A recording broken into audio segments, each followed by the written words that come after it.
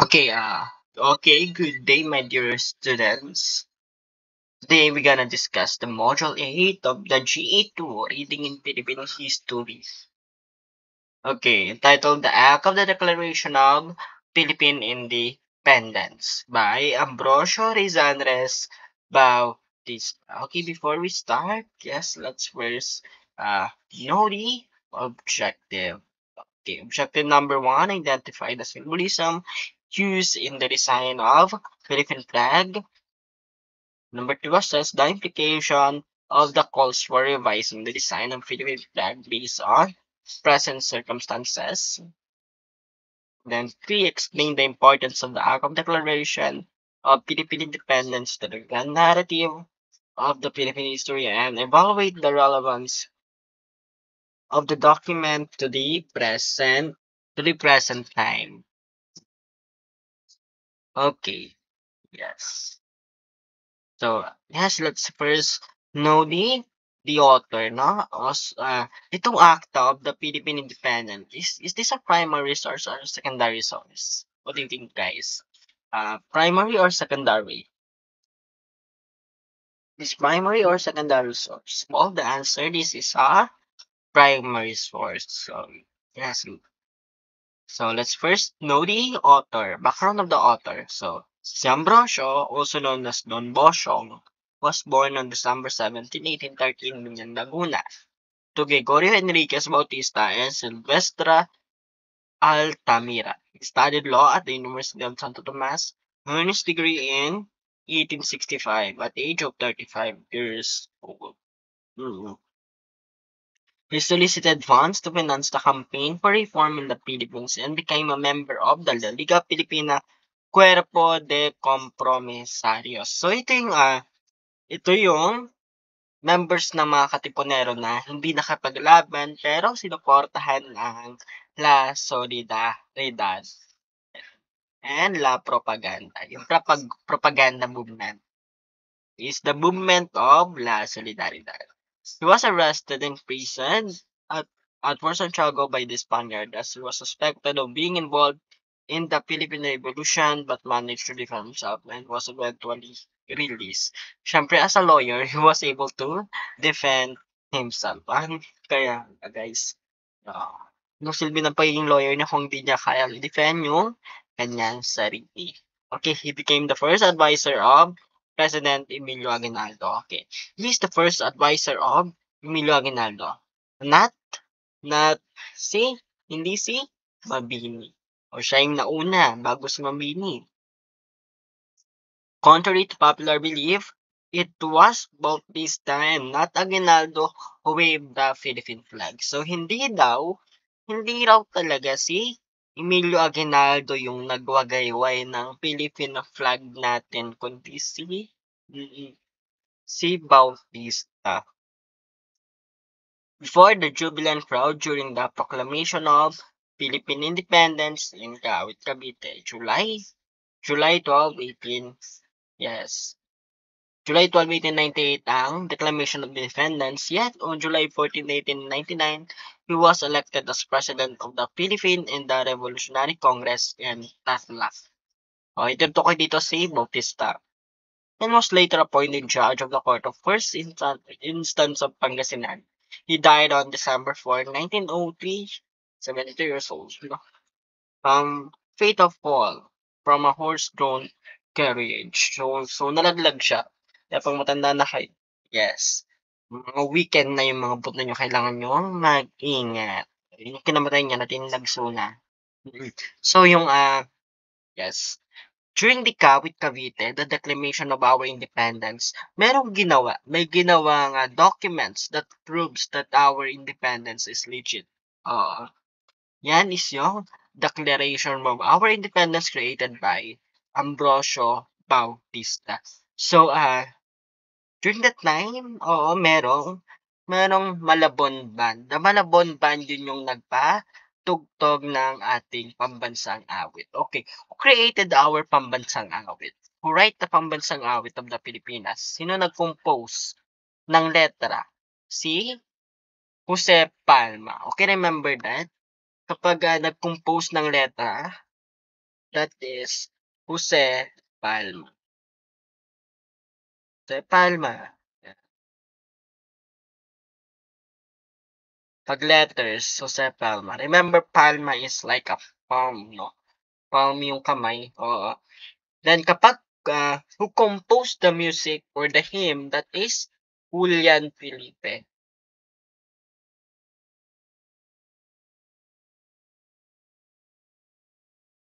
The hymn or the music. Music. Yung tono.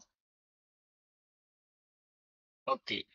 Ngayon, sabi ni Bautista, nangyari daw yan sa Kawit Cavite ng hapon. Hapon daw talaga yan. And, what you call this thing? Merong banda, the Malabon Band, ang nagpatugtog. Malabon Band. Mm-mm.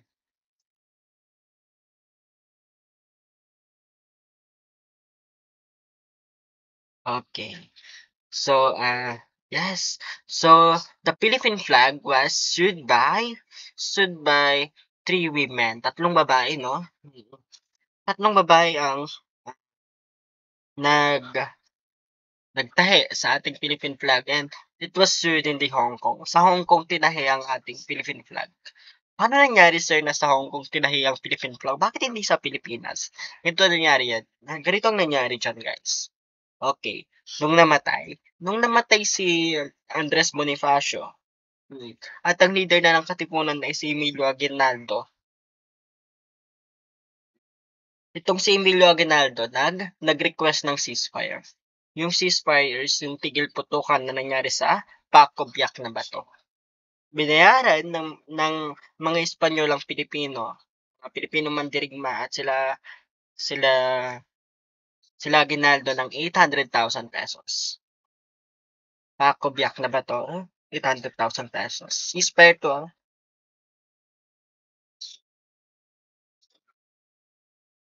karoon ng ceasefire. Pag sinabing ceasefire, tigil putukan. Kung magkamali man ako ng spelling, o para na kayo dyan. Yeah, ceasefire. Signed by Emilio Aguinaldo, our president at the time,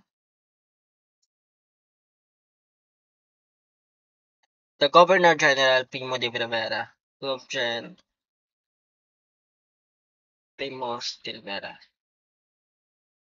Siya yung nag-sign. So, ang nakapaloob dyan is babayaran tayo ng 800,000 pesos. And itong mga leader ng katipunan is to be exiled in Hong Kong. Leaders of KKK gonna escalate Hong Kong. So, pumayag itong sila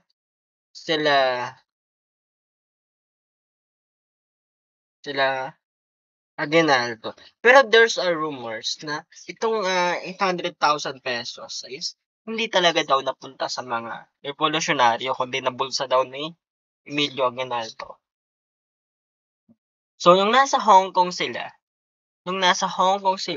itong si Emilio Aguinaldo, may nakilalang Amerikano. May nakilala siyang Amerikano. At sabi, tutulungan tayo lumaya sapagkat tinulungan din nila ang Cuba. Ang Cuba ay isang bansa kung saan dati siyang colonist ng Spain. Kaso nga tinulungan ng Amerikang lumaya. Nung panahon kasi na to, medyo malakas na ang Amerika. Sa bansa ng Amerika. Yes. So doon sa pagbabalik ni Emilio Aguinaldo, inutusan niya yung kanyang asawa, si Marcela Agoncillo, together with his hipag, no, na tie-in itong Philippine flags. So, nung bumalik sila, nagkaroon ng war. At nung nagkaroon ng war is, nanalo tayo sa war na yun with the help of Americans. Yes. The Spanish-American War broke out as a result of U.S. intervention in the Cuban War of Independence. The U.S. attacked Spain's Pacific possession, which led to its involvement in the Philippine Revolution. Yes. Commander George Dewey, yung commander ng ng American Army na lumusob sa atin, nung lumusob sa bansa natin to help us para tulungan tayo ay nanalo. Si Commander George Dewey. Okay. Yes, the Battle of Manila Bay ensured Emilio Aguinaldo decided to return to the Philippines from Hong Kong, bringing with him the first flags sewn by Marcela Gonzalo and Delfina Herbosa. Upon arriving in Manila, Aguinaldo proceeded to his mansion in Cavite to rally all Filipinos to unite and fight against the Spaniard in the historic battle cry of the hour of liberation. Together with the Americas, the Filipinos assaulted the Spaniard in the Battle of Manila Bay. However, the said battle was perceived to be mock battle as arrangement was already made between the Americans and the Spaniards. So, ganun yung nangyari, guys.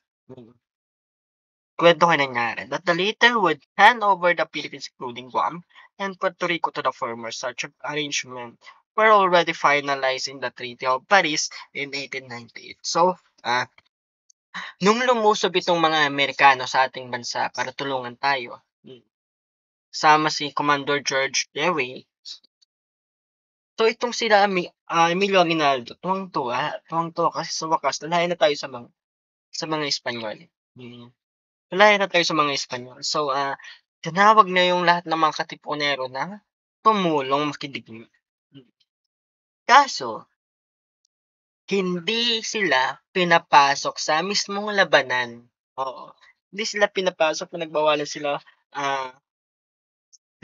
pumasok sa mismong labanan.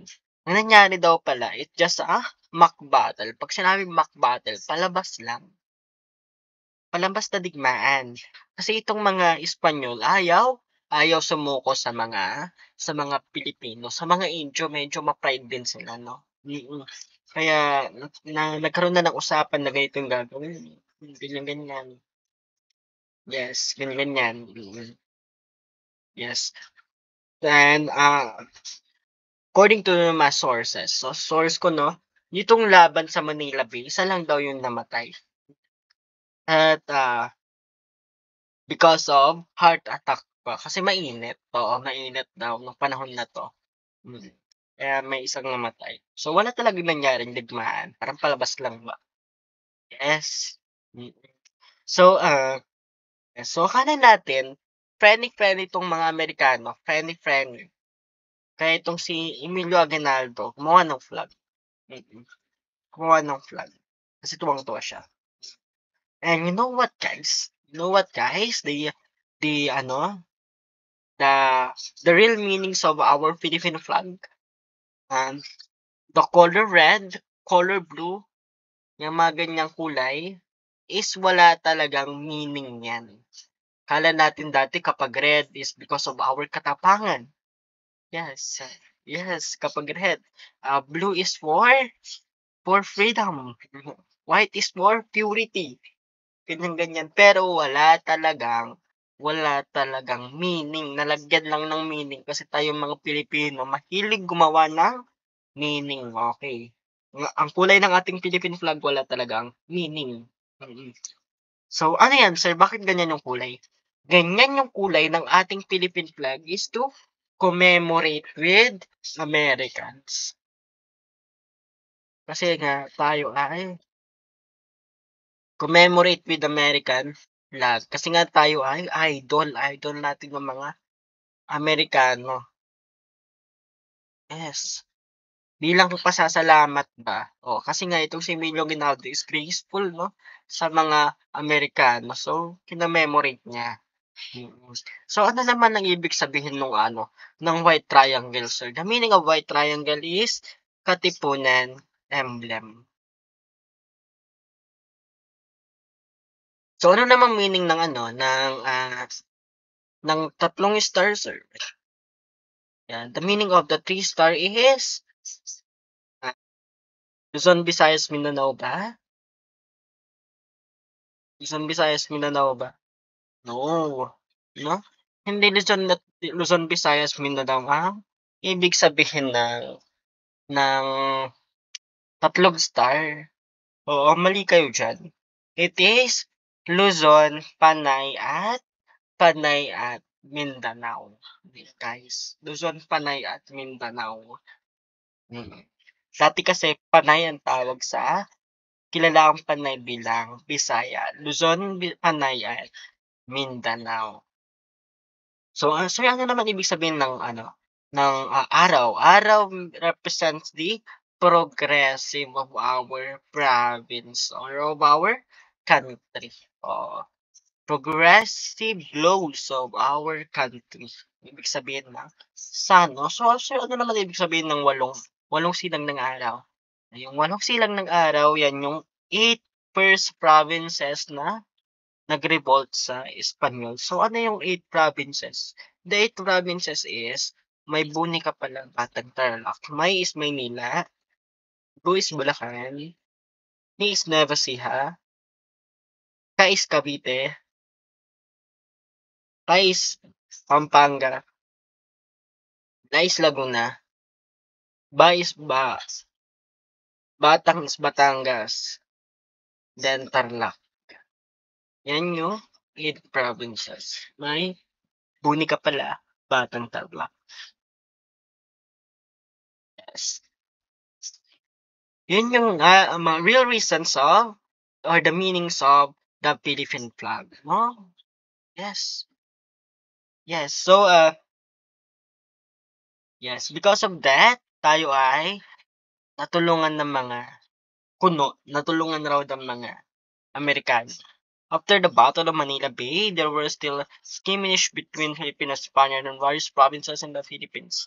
The Act of the Declaration of Philippine Independence, Acta de la Proclamación de la Independencia del Pueblo Filipino, written by Bautista, had the intention to encourage Filipinos to fight against Spaniard. Aguinaldo formally declared Philippines independence in Cavite, Cavite on June 12, 1898.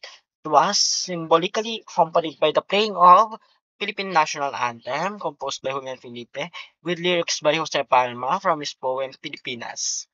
At the same time, Ambrosio Bautista read the Declaration of the Philippine Independence, the United States of America, however, never recognized this declaration. So, hindi kinilala ng mga Amerikano ang ating kalayaan. Bakit? Kasi yun pala, may balak silang sakupin tayo. Kayo, nagdidiwang kayo, di nyo alam sakupin namin kayo. Sabi nila. Then, Acta de la Proclamación de la Independencia del Pueblo Filipino was among the documents lost during the height of, pilferage of historical documents in the 1990s. The centennial anniversary of Philippine independence heightened the demands for such document in the black market. The document was finally returned to the National Library in 1994 after a professor from University of the Philippines, Milagros Guerrero, negotiated for its return. So, yan. Pero may pa yan. May pa akong i-discuss. Yes. So, after the declaration of Philippine independence, so tuwang-tuwa itong mga Pilipino kasi akala natin biging malaya na tayo pero hindi pa pala. Sakupin tayo ng mga Espanyol, ay ng mga Amerikano rather. Malalaman na lang natin yan sa Treaty of Paris. So, ano yung Treaty of Paris? Yes. Sa Treaty of Paris, ito yung treaty kung saan, ito yung kasunduan kung saan tayo ay binenta ng Spain sa Amerika sa halagang $20 million. Sabi ng mga Espanyol, yun daw ang halaga kasi marami na daw silang na-invest sa Pilipinas, marami na daw silang napatayo.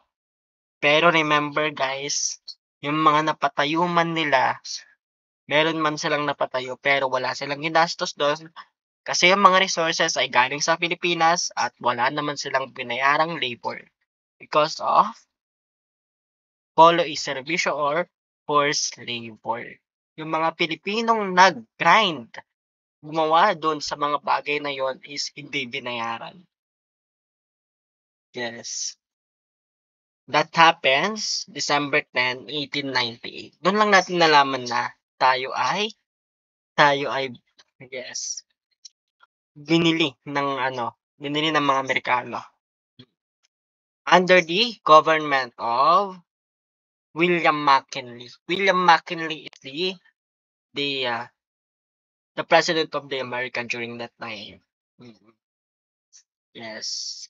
Doon lang natin nalaman, 'no, kasi nagpadala yung Pilipinas ng manunood sa mangyayaring, Treaty of Paris, si Teodoro Agoncillo. Mm, yes. So, itong si William McKinley, ang sabi niya, gusto niya naman daw talagang, palayain ang Pilipinas kaso naginip daw siya na, sakupin ng Pilipinas at alagaan ito hanggang sa kaya niya ng i-govern ang sarili niyang bansa. Wow! So, parang naging ano pala, savior, naging mother and child, parang gano'n ba. Alagaan ang Pilipinas hanggang sa kaya na nitong, i-govern ang sarili niyang bansa. So, yun yung nangyari. Mm. Kaya during the, American occupation here in the Philippines, nagkaroon pa ng mga konting digmaan, pero di rin lang nagtagal. Mm. So, itong mga Amerikano nagpatayo na tayo ng schools, mm. Binigyan tayo ng karapatang bumoto, mag-vote, mag-run ng, government, ganyan-ganyan, through the Commonwealth, 'no, sa pamamagitan ng Commonwealth. Kaso nga, mas, pe-pending kasi nga dumating yung mga Japanese. So, that's it, no?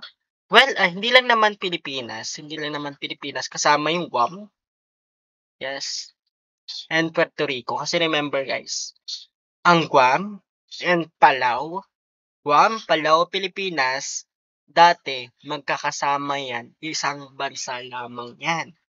Ang Guam dati ay kasama or under the territory of Philippines. And also the Palau. Try niyong i-search yan. Yun yung mga bansa ngayon.